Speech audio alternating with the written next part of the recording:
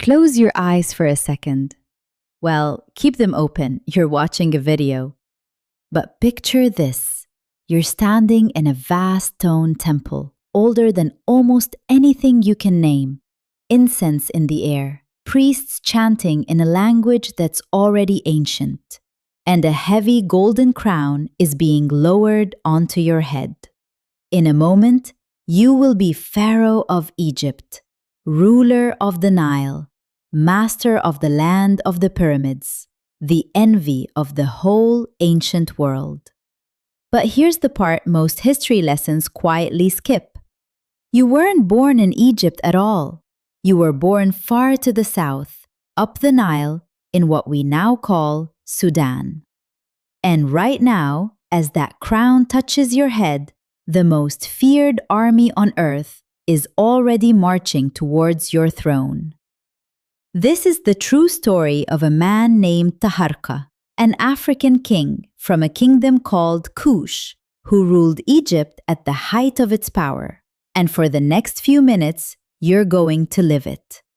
Everything you're about to see, we can back up. I'll show you how we know as we go. Stay with me.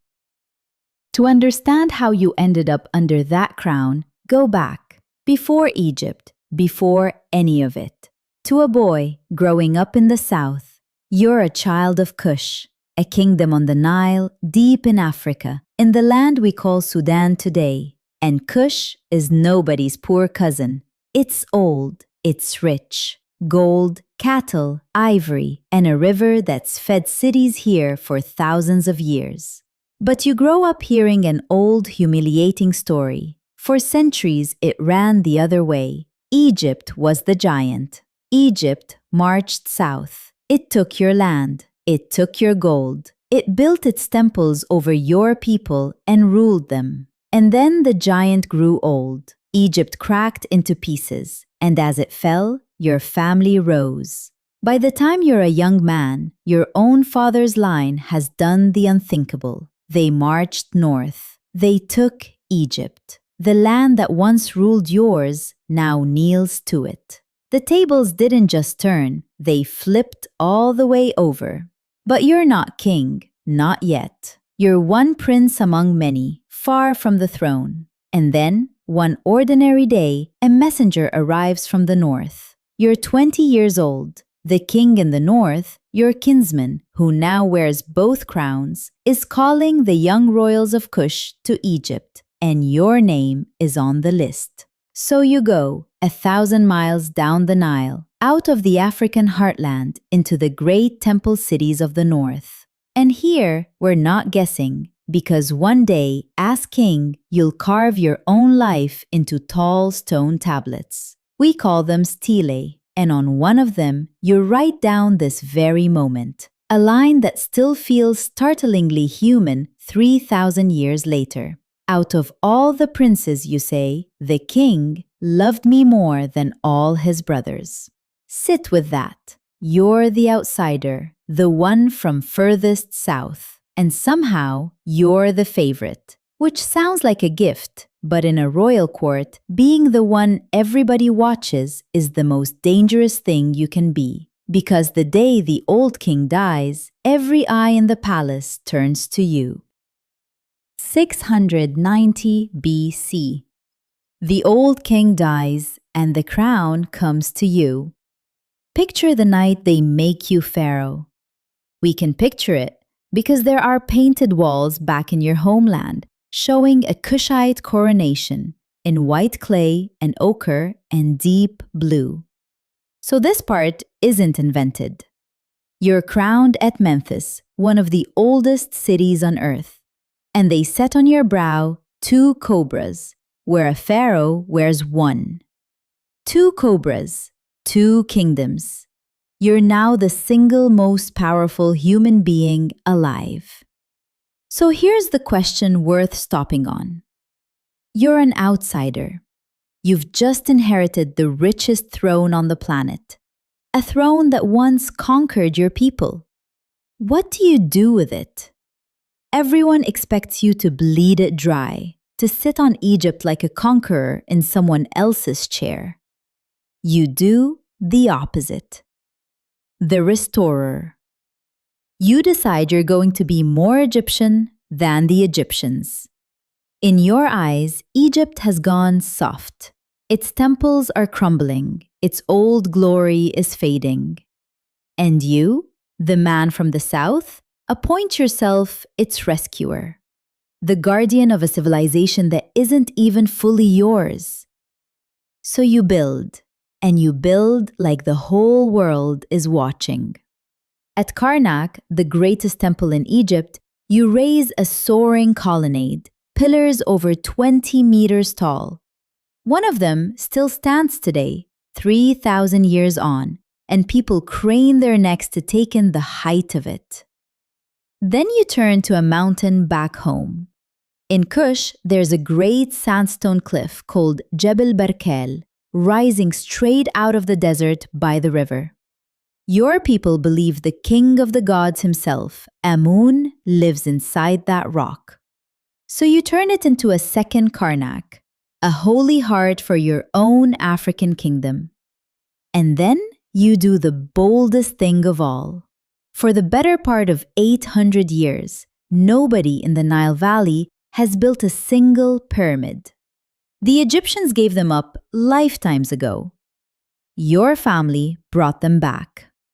And the one you raise for yourself at home in Sudan will be the largest any Kushite ever builds. Steep, sharp, needle thin. The thing the whole world calls Egyptian. Kept alive by African kings from the south. You're building for eternity. And you have no idea that far to the east, eternity is already sharpening its knife. Remember that army. Far to the east, in what's now Iraq, an empire called Assyria has been swelling, and it's built the most terrifying war machine the world has ever seen. Iron weapons, engines made to tear down city walls, a habit of burning towns to ash and marching the survivors off in chains. Assyria wants Egypt, which means it wants you gone. And here's something that'll catch you off guard. You've met these people before. Years before you were ever pharaoh, back when you were a young Kushite commander. And there's a record of that day you've almost certainly heard of, even if you've no idea it's about you. It's in the Bible. Open the Book of Kings. An army marches out to face the Assyrian king near Jerusalem, and the scripture names its leader. It calls him Taharqa, king of Kush. That's you, an African king written into the most read book on earth. And most people read straight past the name without ever wondering who he was. But now, as pharaoh, you're not facing a border clash. You're facing the whole weight of the empire.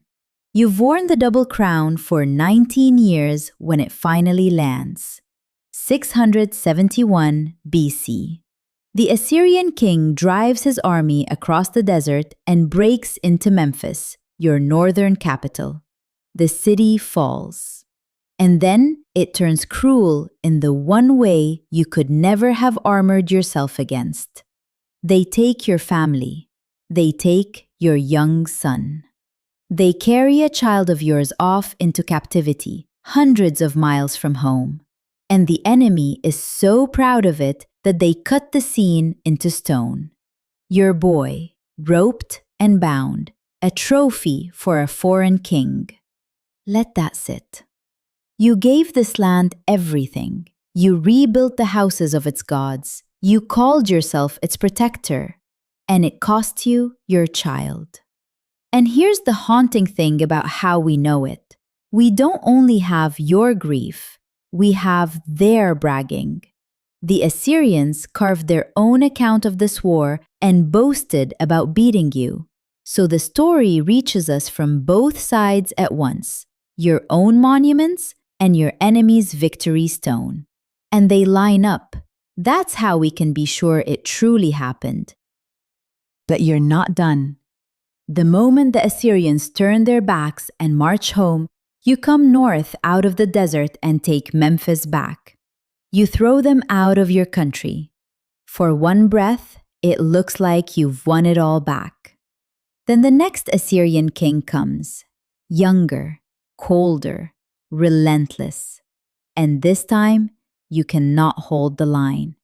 He drives you out of Egypt for good, back up the Nile towards the land where you were born. You sail home a beaten man. And you have no idea that you've already won the one thing your enemies never will. 664 BC. After 26 years on the throne, you die at home in Kush. They lay you beneath a great pyramid at Nuri, on the banks of the Nile, with more than 1,000 small figures set around you to serve you in the life to come. And this is where the story becomes something you won't see coming. Watch what time does to everyone in it. The empire that drove you out, the unstoppable Assyria, the terror of the ancient world.